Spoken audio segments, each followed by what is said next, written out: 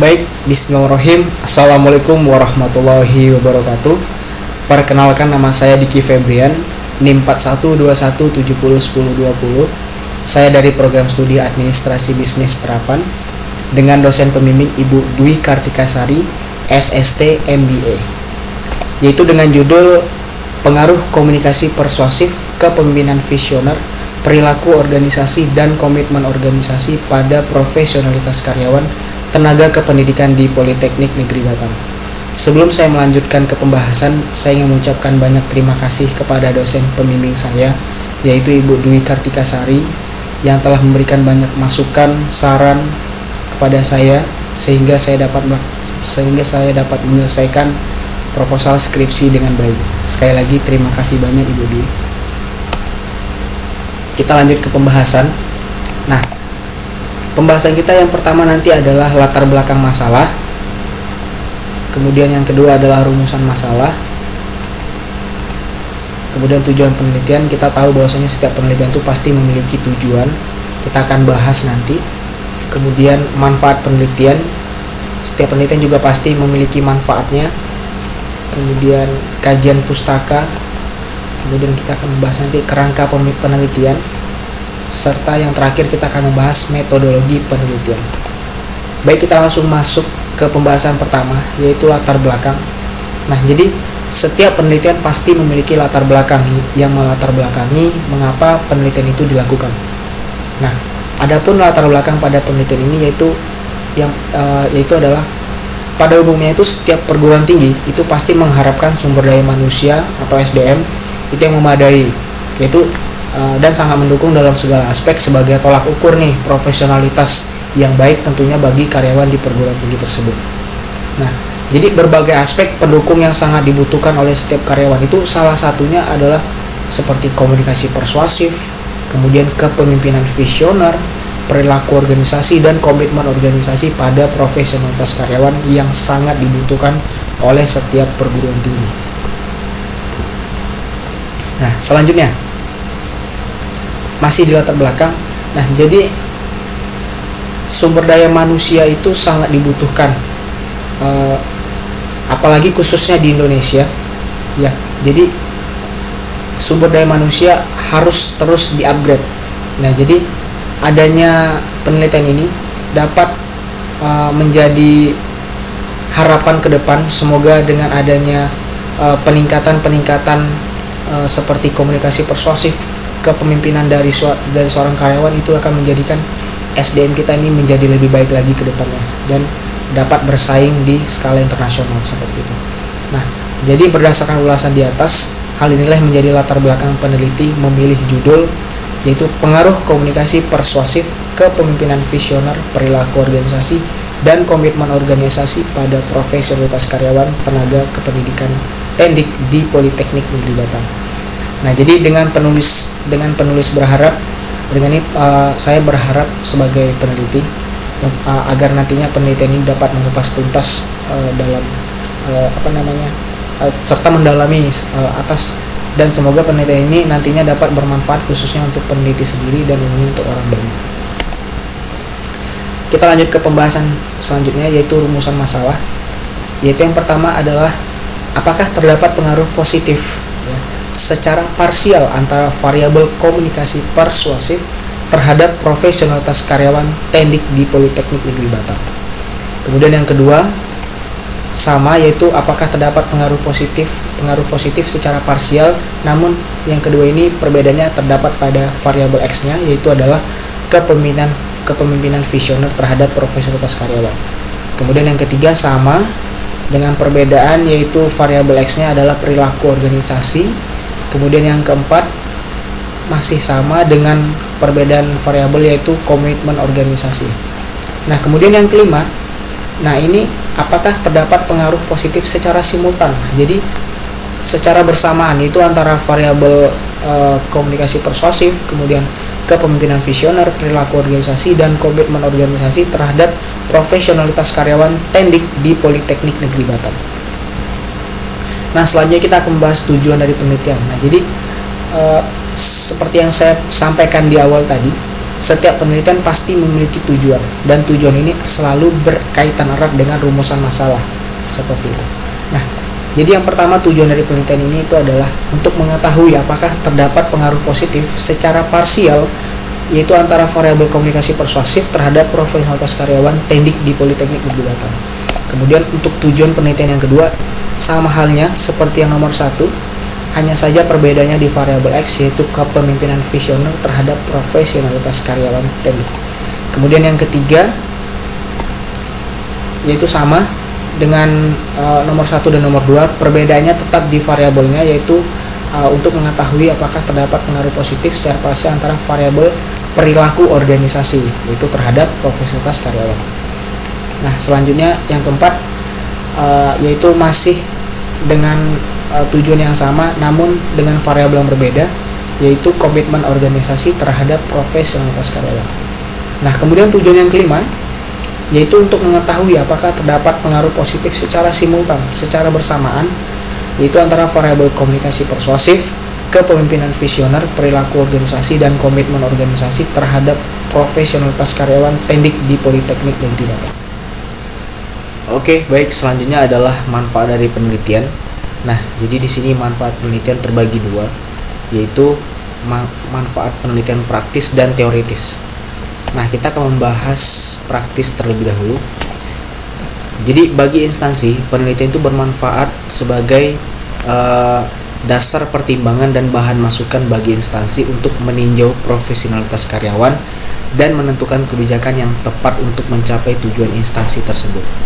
Kemudian manfaat praktis yang kedua, yaitu bagi tenaga kependidikan, yaitu sebagai responden yang kita akan teliti, yaitu berguna sebagai bahan penilaian bagi karyawan tersebut, itu untuk meninjau kembali komunikasi persuasif, kepemimpinan visioner, perilaku organisasi, dan komitmen organisasi yang telah diterapkan oleh karyawan tersebut, sehingga dapat mempengaruhi profesionalitas karyawan. Kemudian di sisi lain, sebagai manfaat penelitian teoritis, yaitu bagi saya sendiri sebagai peneliti, yaitu penelitian ini dapat memperluas wawasan saya, kemudian ilmu pengetahuan, dan menjadi media bagi peneliti untuk mengimplementasikan ilmu yang diterima semasa perkuliahan, sehingga dapat dijadikan masukan bagi peneliti untuk melakukan penelitian terkait profesionalitas karyawan. Kemudian di sisi lain, teoritis bagi pembaca, penelitian ini juga dapat menjadi sumber referensi dan informasi bagi pembaca yang hendak melaksanakan penelitian berkaitan dengan topik ini. Selanjutnya kajian empiris. Sekilas saja, ini adalah nama peneliti, judul, variabel, serta alat analisis dan juga hasilnya. Oke, kita lanjut. Ini nama penelitinya. Ada 7 jurnal acuan. Ini merupakan kajian empirisnya, merupakan jurnal acuan daripada penelitian ini, yang terdiri dari 3 jurnal internasional dan 4 jurnal nasional. Oke, kita lanjut ke tinjauan pustaka, yaitu yang pertama adalah komunikasi persuasif, yaitu sebuah proses komunikasi antar individu dan mampu mempengaruhi lawan bicara, yaitu dengan menggunakan simbol atau lambang untuk mempengaruhi pikiran si penerima. Dengan sendirinya, komunikator dapat merubah tingkah laku dan perbuatan audiens.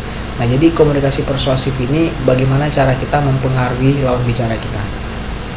Kemudian, kepemimpinan visioner, yaitu pola kepemimpinan yang ditujukan untuk memberi arti pada kerja dan usaha yang perlu dilakukan bersama-sama oleh para anggota organisasi dengan cara memberikan arahan dan makna pada suatu pekerjaan serta usaha yang dilakukan harus berdasarkan visi yang jelas. Jadi seseorang yang memiliki sifat atau karakter kepemimpinan yang mempunyai visioner itu kerap mempunyai tujuan yang jelas, arah yang jelas, seperti itu. Nah, hal ini penting dimiliki oleh setiap SDM Indonesia untuk lebih baik lagi dan dapat bersaing.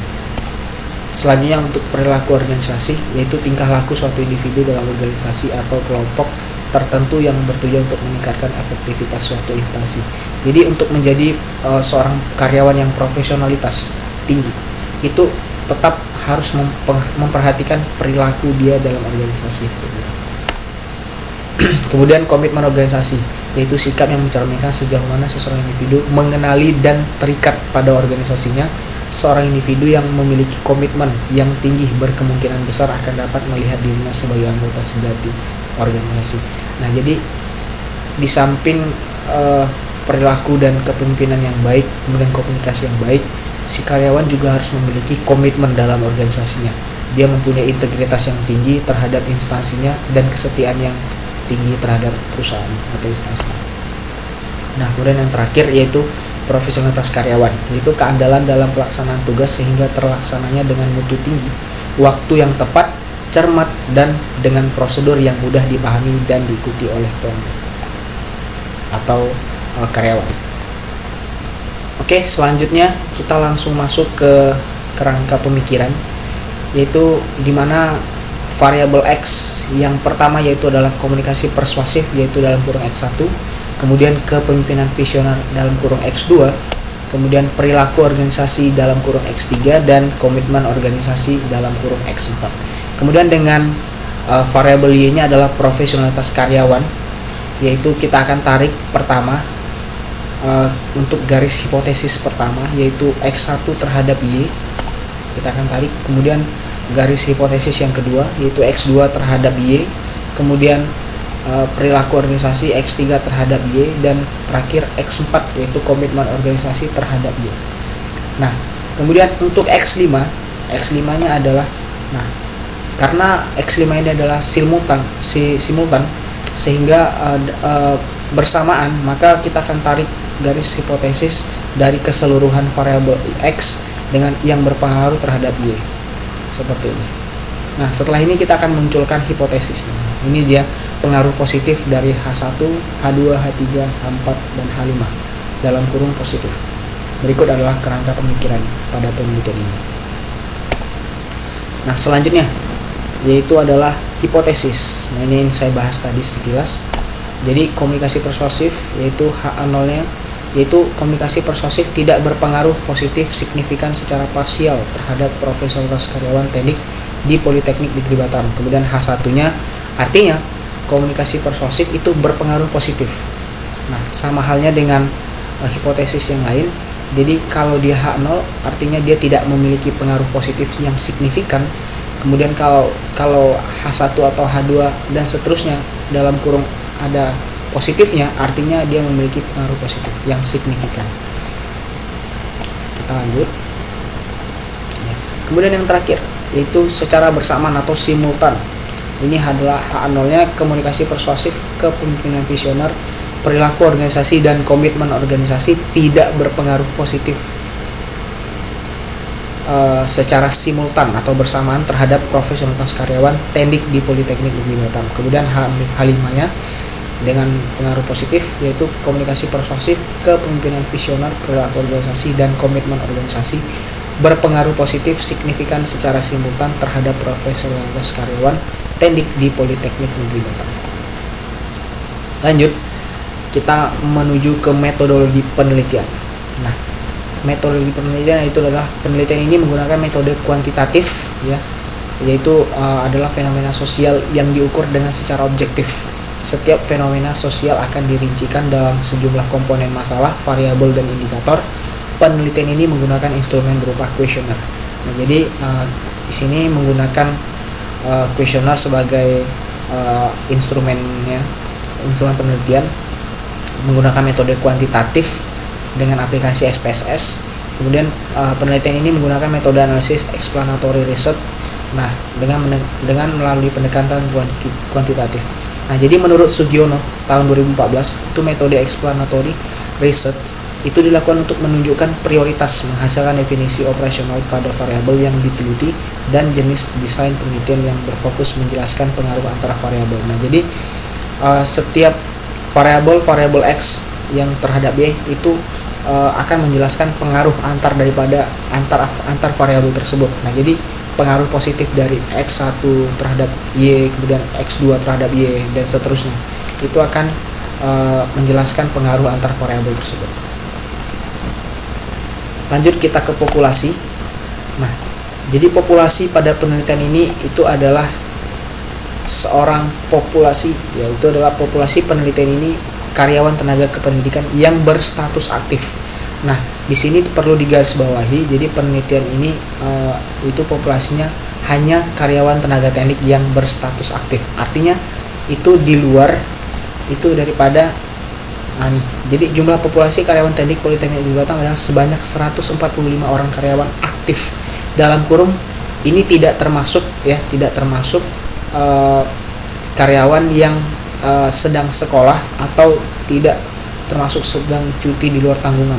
Nah, jadi 145 ini adalah kalkulasi yang dipotong setelah dikurangi dengan karyawan yang sedang sekolah dan sedang cuti di luar tanggungan. Seperti itu. Nah, selanjutnya sampel. Nah, jadi untuk teknik pengambilan sampel menggunakan rumus Lovin, yaitu dengan rumus Lovin dengan margin of errornya adalah 0,05% dengan perhitungan sebagai berikut. Dengan formulanya N sama dengan N per 1 tambah NE kuadrat, yaitu 145 per 1 ditambah dalam kurung 145 dikali dalam kurung 0,05 tutup kurung pangkat 2. N sama dengan 145 per 1 ditambah dalam kurung 145 tutup kurung dikali 0,0025 tutup kurung sama dengan 145 per 1 ditambah, karena rumusnya 1 ditambah 0,3625 itu adalah hasil pengalian dari 145 dikali 0,025. Kemudian N nya 145 per 1,3625. Nah, dapatlah hasil pembagian daripada 145 dibagi 1,3625 menjadi 106,42. Nah, jadi di sini peneliti membulatkan. Jadi peneliti membulatkan itu dengan hasil akhir 106,42. Nah, maka peneliti memutuskan untuk membulatkan sampel menjadi 110 orang karyawan teknik Poli Batam yang berstatus aktif. Lanjut. Oke, selanjutnya adalah operasionalisasi variabel. Nah, jadi untuk variabel pertama itu adalah komunikasi persuasif dengan definisi sebagai berikut. Dengan dimensi variabelnya adalah sumber atau persuader, penerima, persuade, kemudian persepsi, pesan persuasif, saluran atau media persuasif, umpan balik dan efek. Nah, ini di sebelahnya ada indikatornya. Kita lanjut. Kemudian operasionalisasi variabel yang kedua yaitu kepemimpinan visioner, yaitu dengan pengertian atau pengertian dari para ahli sebagai berikut, yaitu dengan dimensinya adalah future. Nah, jadi kepemimpinan ini dimensi variabelnya selalu memikirkan masa depan. Kemudian culture, budaya, quality, kualitas, kemudian objektif, kemudian planning, perencanaannya, terus menginspirasi. Ya, jadi seorang yang memiliki sikap kepemimpinan visioner itu selalu memberikan inspirasi terhadap sesama karyawan ataupun karyawan di bawah dia. Nah, hal ini menjadikan poin ini menjadi dimensi variabel untuk penelitian ini. Kemudian sportivitas juga, ya di sebelahnya ada indikatornya. Lanjut, yang ketiga itu adalah perilaku organisasi, yaitu dengan definisi sebagai berikut. Dengan dimensi variabelnya adalah difference, memahami perbedaan perilaku karena kemampuan setiap orang pasti berbeda. Karena perilaku organisasi ini kita harus memberikan toleransi. Nah, jadi kita harus mampu memahami perbedaan perilaku daripada setiap karyawan pasti tentunya berbeda. Kemudian demand, ya dimensi kedua demand, yaitu memahami setiap orang punya kebutuhan yang berbeda. Kemudian future, masih terdapat dimensi future di perilaku. Kemudian ada environment, yaitu memahami lingkungan. Respon, memiliki reaksi-reaksi yang senang atau tidak. Kemudian faktor, nah jadi banyak faktor lain yang dapat mengakibatkan perubahan sikap. Bisa jadi itu perasaan seseorang atau hal lainnya. Kemudian lanjut. Oke, selanjutnya adalah operasionalisasi variabel dengan variabel komitmen organisasi, yaitu X4 dengan definisi sebagai berikut. Dan dimensi variabel ada 3, yaitu yang pertama kemauan karyawan, kemudian kesetiaan karyawan, dan kebanggaan karyawan pada organisasi. Dengan indikator untuk kemauan yaitu rasa peduli atau bersedianya seorang karyawan dalam memegang komitmen. Kemudian kesetiaan itu adalah rasa kesetiaan dari si karyawan terhadap instansi atau tempat bekerja. Kemudian kebanggaan karyawan. Nah, jadi ada hal yang membuat si karyawan akan merasa bangga bahwasanya ia bekerja di suatu instansi tersebut, dan itu menjadi kebanggaan tersendiri bagi dirinya. Kemudian yang terakhir itu adalah variabelnya profesionalitas karyawan dengan definisi sebagai berikut. Dengan dimensi variabelnya adalah pengabdian pada profesi. Nah, jadi profesional itu selalu menjunjung tinggi profesinya. Ya, jadi dia menghargai profesinya dan dia selalu berkomitmen untuk pengabdian yang semaksimal mungkin dengan seluruh kemampuannya pada profesi itu. Kemudian kewajiban sosial, namun dia tetap tidak menyampingkan kewajibannya dan dia terus menjalankan kewajiban sosial dari sisi profesionalitasnya. Kemandirian, ya seorang profesionalitas pastinya memiliki sikap yang mandiri, karakter mandiri dalam segala hal tentunya. Kemudian yang terakhir itu adalah keyakinan terhadap peraturan profesi. Nah, profesionalitas ini akan memiliki keyakinan yang kuat terhadap peraturan agar tetap disiplin sebagai integritas profesionalitas. Jadi profesionalitas itu artinya dia akan selalu mengikuti prosedur, ya, aturan atau tata tertib yang berlaku, sehingga itu menjadi integritas dari diri dia sendiri. Lanjut. Nah, selanjutnya adalah jenis data penelitian. Nah, kita tahu bahwasanya jenis data penelitian itu terbagi dua. Yang pertama itu adalah primer, yaitu data yang dikumpulkan oleh peneliti dari sumber secara langsung atau dalam kurung kuesioner. Kemudian yang kedua itu sekunder, yaitu data yang mengacu pada data yang dikumpulkan oleh peneliti lain. Nah, jadi pada penelitian ini jenis data yang digunakan adalah data primer, yaitu data yang dikumpulkan oleh peneliti dari sumber secara langsung. Lanjut. Selanjutnya adalah teknik pengumpulan data. Nah, jadi teknik pengumpulan data ini adalah kuesioner atau angket. Nah, kuesioner angket ini akan menggunakan skala Likert, yaitu 5 penilaian, yaitu untuk sangat setuju itu dengan kode SS dengan nilai 5, kemudian setuju dengan kode S nilainya 4, kemudian dengan netral yaitu kodenya N dengan nilainya 3, kemudian tidak setuju atau dengan kodenya TS dengan nilai 2, dan sangat tidak setuju dengan kode STS nilainya 1. Oke, selanjutnya adalah tahapan pengolahan data. Nah, jadi berikut adalah runtutan tahapan pengolahan data pada penelitian ini.